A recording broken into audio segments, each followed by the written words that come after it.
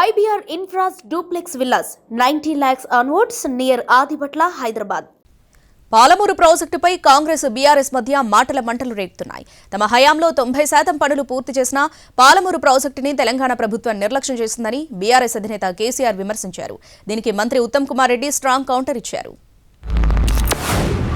45 TMC మనది ఉంది కదా, మనకు ట్రిబ్యునల్ కేటాయించిందే కదా, అప్పనంగా ఏదో వచ్చేది కాదు కదా.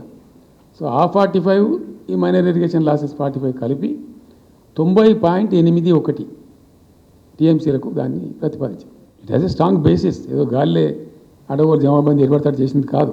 స్పష్టమైనటువంటి విధానంతో, ఒక అవుట్లుక్తో భవిష్యత్తు ప్రయోజనాలను దృష్టిలో పెట్టుకొని చేసినటువంటి చర్య. 35,000 కోట్లు మంజూరు చేసినాం. అందులో 27,000 కోట్లు ఖర్చు పెట్టినాం. ఆల్మోస్ట్ దగ్గర 88-90% పనులు పూర్తి అయిపోయినాయి.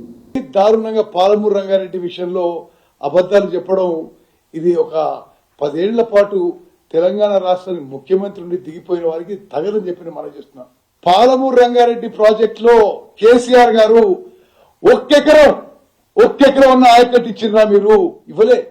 27,000 కోట్లు ఖర్చు పెట్టి ఒక్కెకరం ఆయకట్టు ఇవ్వలే. సీతారామ ప్రాజెక్ట్ కి 8,500 కోట్లు ఖర్చు పెట్టి ఒక్కెకరం ఆయకట్టు ఇవ్వలే. కాళేశ్వరం ప్రాజెక్టు 1,00,000 కోట్లతో కట్టి బ్యారేజీలు కూలిపోయినాయి. మరి ఇది మీది ఇరిగేషన్ లో మీ స్టోరీ అంటే అది.